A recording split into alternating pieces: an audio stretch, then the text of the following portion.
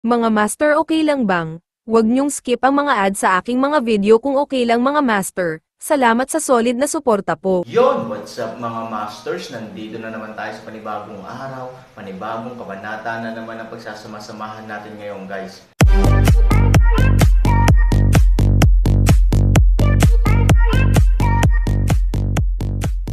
Bali mga masters, kung bago ka pa lang po sa aking YouTube channel, please click the subscribe button, lalong-lalo na po yung notification bell guys, para maging connected pa rin tayo sa isa't isa at maging updated kayo sa mga susunod ko pang video. Bali mga masters, bago natin umpisahan ng kwento ay mag-shoutout po muna tayo para sa mga solid nating tagapakinig. Shoutout kay Pix Bontiwon, shoutout kay Pablito Canyamo, shoutout kay Richard Cos, at shoutout kay Jezreel Sarsaba. Yun na nga mga masters, no? Bali hindi na ito patagalin. In 3, 2, 1, let's go! Mga masters, 3 video po araw-araw ang i-upload natin. Ang bagong yugto ni Daryl sa Storytelling Channel sa YouTube mapapakinggan. Ang bagong kabanata. Bulong ni Yui sa kanyang sarili. Maya-maya nagsalita ulit si Sophie. At alam mo Miss Yui, ang pinakamasarap maramdaman kahit hindi ka umiibig. Ang may humawak sa katawan mo at ang pagkababae mo ay hindi mo may tatago. Lalo na kapag dumampi na ang mga labi sa katawan. Ang sarap ng pakiramdam Miss Yui. Nagulat si Yui sa kanyang narinig. Tumigil ka nga Sophie. Ano-ano na ang iyong sinasabi? Nagtanong lang ako, at sa palagay ko totoo naman ang sinabi mo kapag nagmahal ka. Ngunit wag mo nahaluan ng kung ano-ano pa. Tuldok, si Sophie ay matalas talaga ang pag-uugali, na kapag gusto nitong sabihin ay sasabihin niya talaga. At si Yui ay naalala niya ang sinabi ni Sophie. Naranasan na niya ang sarap na tinutukoy niya sa feeling ni Daryl. Nang nakuha ni Ginoong Vin ang aking pagkababae. Ibang ligaya ang aking naramdaman sa mga oras na iyon. Namimiss ko na ang kanyang mga labi. Sabi ni Yui. At ito ay napatulala. Nang mapansin ni Sophie na tulala si Yui. Agad itong tumawa. Haha. Hoy Miss Yui. Iniisip mo ba ang ligaya na aking sinasabi kanina? Nang marinig ito ni Yui, agad bumalik ang kanyang ulirat at sinabi kay Sophie. Kadiri ka Sophie, bakit ko naman iisipin ang ganon bagay, nakakadiri. Sabi ni Yui. Hahaha. Tawa ng tawa si Sophie. Maya-maya naisip ulit ni Sophie ang tinanong niya kay Yui. Oo nga pala Miss Yui. Nasaan na ang ibang mga elf? Bakit sa ating paglalakad? Na kahit isang mga elf ay wala akong nakita. Seryosong tanong ni Sophie kay Yui. Agad na sumagot si Yui. Dahil katulad nyo din sa inyong lugar ang mangkukulam na elf ay abala sa paggawa ng mga elixir at gamot. Dito naman abala ang ibang mga elf sa pagpapalakas ng kanilang kasanayan. Ang kanilang spiritual ay kanilang nililinang. Sabi ni Yui kay Sophie. Gusto mo ba silang makita? Dadalhin kita sa sagradong lugar ng pagsesenay, ngunit bago tayo pumunta roon. Mangako ka sa akin na hindi ka mangstorbo at mag-ay-ingay roon. Dahil pinagbabawalan ang pag-iingay sa lugar ng pagsesenay. Nauunawaan mo ba Sophie? Sabi ni Yui. Nang marinig ito ni Sophie, agad itong tumango. Nauunawaan ko Miss Yui. Pangako, nakangiti sabi ni Sophie. Kung ganun tere na dadalin kita sa lugar na iyon. Nagpas siya na ang dalawa na maglakad. Hindi nila alam si Charlie ay kanina pa sila sinusundan. Ano ang pinag-uusapan ng dalawang iyon kanina? Napakaseryoso nilang tignan lalo na yung kasama ni Yui. Kanina habang nagsisalita siya, ang kanyang postere ay nag-iba. Masyadong seryoso ang kanyang pananalita. Ano kaya ang kanilang pinag-uusapan? Bulong ni Charlie na may kuryosidad. At ngayon saan naman sila tutungo? Maingat na sumusunod si Charlie, kila Sophie at Yui, nang hindi kalayuan. Ang dalawa ay patungo sa lugar ng pagsesenay habang si Charlie ay palihim na nasunod sa dalawa. Miss Yui, sa lugar ba ng pagsesenay doon kayo nagpapalakas ng spiritual na lakas? Sabi ni Sophie. Ngumiti si Yui at sinabi. Oo Sophie, ngunit ngayon ay hindi na ako nagpupunta sa lugar na iyon, dahil masyado na ako abala sa pagtulong sa loob ng palasyo, minsan naman kung ako ay bakante kami ni Ginoong Vin ay namamasyal kung saan-saan. Sabi ni Yui. Ngunit si Miss Lin ay madalas sa lugar na iyon, mas matagal pa siya sa lugar ng pagsesenay kaysa sa loob ng palasyo. Kaya hindi na din ako magtataka kung anong lakas meron si Miss Lin. Tulad ng pinakita niya nung ikaw ay sadya mong kinuha ang heavenly necklace sa kanyang silid. Nang marinig ito ni Sophie, ang kanyang muka ay namula. Naalala na naman niya, ang ginawa niya nung unang dating niya sa palasyo. Nang mapansin ni Yui na nahiya si Sophie sa kanyang sinabi, agad niyang binago ang usapin. Ngunit ngayon ay sobrang close na din kayo ni Miss Lin. Ngumiti si Yui kay Sophie. Nang makita ito ni Sophie ang pagngiti ni Yui, medyo nawala ang pagkaiyan nito. Miss Yui, maaari bang wag mo nang paalala sa akin ang nangyari sa unang araw ko dito sa palasyo? Kung maaari lang Miss Yui. Nang marinig ito ni Yui, agad itong napatawa. Haha, sige na nga, hindi ko na ito babanggitin kahit kailan. Ngumiti si Yui kay Sophie. Nang malapit na sila sa lugar ng pagawaan, naramdaman ni Sophie na parang may isang nilalang na sumusunod sa kanila. Miss Yui, halika na, magmadali na tayong pumasok sa lugar ng pagawaan. Sabi ni Sophie, at medyo nagtaka si Yui. Ngumiti nito at sinabi, excited ka na talaga makita ang ibang mga elf. Halika na, pumasok na tayo. Pumasok ang dalawa sa lugar ng pagsisinay at si Charlie ay naiwan sa labas na nagtatago. Sa lugar ng pagsisinay pala pupunta ang dalawang ito.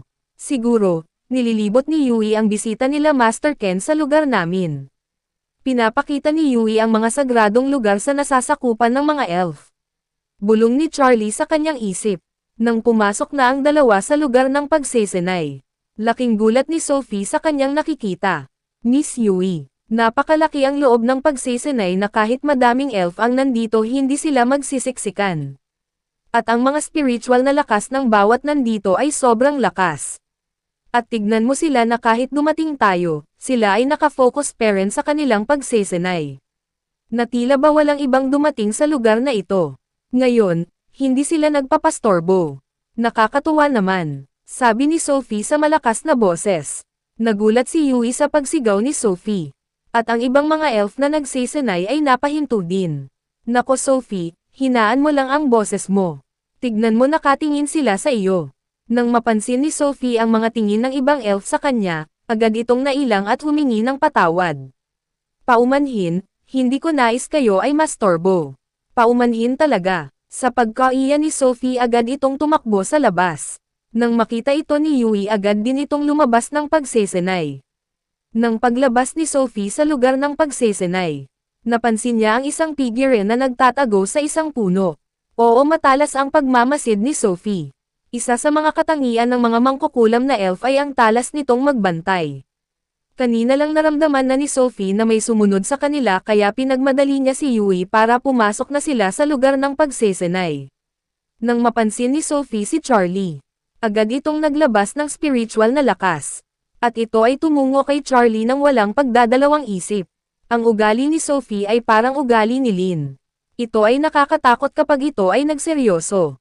Si Sophie ay hindi lang basta-basta babae at mangkukulam, si Sophie ay may tinataglay din itong pambihirang spiritual na lakas. Kung hindi lang si Lin ang kanyang nakaharap sa loob ng palasyo nung araw na una palang napadpad ito sa palasyo, ito ay hindi matatalo. Sapagkat ang tinataglay na lakas ni Lin ay sobrang lakas na.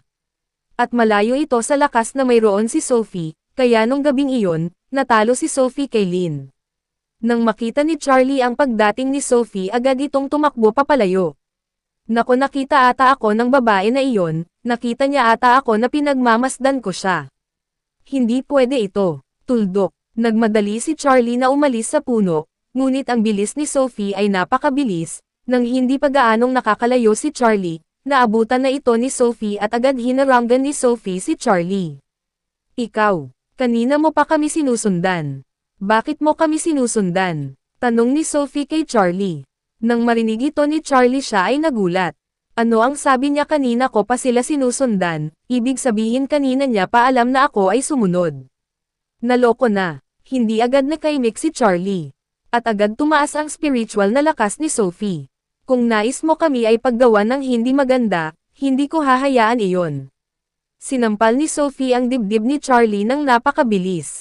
Nang makita ito ni Charlie ang pag-atake ni Sophie, ito ay nabigla at medyo natakot. Mabilis na gumawa ng isang kalasag si Charlie at tumama ang palad ni Sophie sa kalasag. Boom! Ang lakas na ginamit ni Sophie ay hindi ganon kalakas. Ngunit si Charlie ay napaatras ng ilang hakbang sa impact ng pagtamal ng palad ni Sophie sa kanyang kalasag. Ano, napakalakas naman ng babae ito. Sino ba to at saan siya nagmula? Tanong ni Charlie sa kanyang sarili. Sapagkat gulat hindi nagpakita ng takot si Charlie at ito ay nagsalita. Napakalakas ng loob mo upang ako ay atakihin, sabi ni Charlie. Sa tingin mo ba hindi kita papatulan kahit ikaw ay babae? Sabi ni Charlie nang may pagyayabang. Kung gusto mo masaktan pagbibigyan kita. Si Charlie ay naging seryoso sa mga oras na ito. Nilabas niya ang kanyang spiritual na tinataglay. Nang makita ito ni Sophie. Ito ay napangiti. Kung nais kong masaktan pagbibigyan mo ako. Tanong ni Sophie at ito ay tumawa. Hahaha, nakakatuwa ka. Mukhang mag-enjoy ako sa iyo. Na kahit hindi ganon kalakas ang spiritual na iyong tinataglay ay kahit papano at malilibang parent ako sa iyo. Sabi ni Sophie nang may pagyayabang. Oo, para kay Sophie ang tinataglay na spiritual na lakas ni Charlie ay wala lang sa kanya ito. Bibigyan pa kita ng isang pagkakataon. Bakit mo kami sinusundan? Kung hindi mo sasabihin ang dahilan. Ikaw ay masasaktan ngayon, sabi ni Sophie kay Charlie nang may seryosong tono. Nang marinig ito ni Charlie na tila siya ay minamaliit ang kanyang kakayahan ni Sophie. Nagalit ito, ngunit hindi pinakita ito ni Charlie. Maya-maya, tumawa si Charlie at sinabi, Haha, wala kang pake kung nais ko kayong sundan. At sa tingin mo ba sino ka para sabihin sa akin ang ganyan mga salita? Ikaw ang bibigyan ko ng pagkakataon. Umatras ka na at bumalik sa loob ng pagsesenay, hanggat nakakapagpigil pa ako. Sabi ni Charlie, nang marinig ito ni Sophie. Ito ay kumunat ang noo, kung ganon.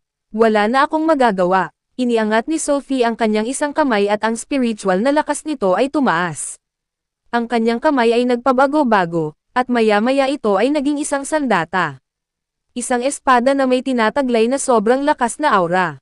Ang espada na nabuo sa kamay ni Sophie ay naglalabas ng kuryente sa bawat talon nito. Nang makita ni Charlie ang ginawa ni Sophie, ito ay nabigla.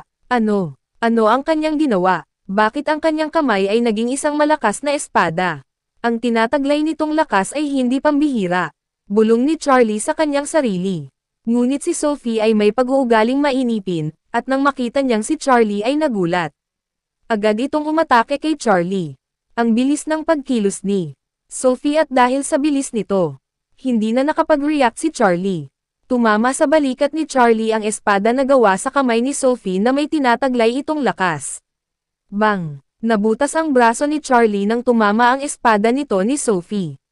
Napasigaw sa sakit si Charlie nang tumusok sa kanyang balikat ang espada. Tumulo ang dugo sa balikat ni Charlie. At ito ay hindi nakapag-react habang ito ay nakatingin kay Sophie. Napakabangis ng babae na ito, hindi man lang niya hinantay na ako ay mag-react. At agad-agad niya ako nilusob. Saan ba nagmula ang babae ito? Bulong ni Charlie habang ito ay nasasaktan. Nakatingin si Sophie kay Charlie na ang dugo ay patuloy na tumutulo. Ikaw, hindi mo ba sasabihin sa akin kung bakit mo kami sinusundan? Sa pangalawang paglusob ko sa'yo, puso mo na ang aking pupuntiryahin. At ikaw ay masasawi dito sa lugar na ito. Sabi ni Sophie ng seryoso at ang tono nito ay nakakatakot. Samantala nang makalabas na din si Yui sa lugar ng pagsesenay. Nagulat ito, dahil si Sophie ay wala. Nasaan na kaya si Sophie bakit ito ay nawala na lang bigla? Saan iyon nagpunta? Nako, hindi pa naman niya kabisado ang lugar namin. Kapag ito ay naligaw malalagot ako kay Master Ken, baka isipin ni Master Ken, pinabayaan ko ito. Nag-aalala si Yui sa kanyang isip. Yun na nga mga masters, no? Bali panibagong kabanata na naman yung natapos natin ngayong gabi. Muli, maraming salamat po talaga sa walang sawang suporta po sa aking YouTube channel na talagang inaabangan nyo po ang bawat upload ko po. Bali mga masters, magkita-kita ulit po tayo bukas ng gabi at ngayon po ay magpapaalam po muna tayo. Bali mga masters, bye-bye!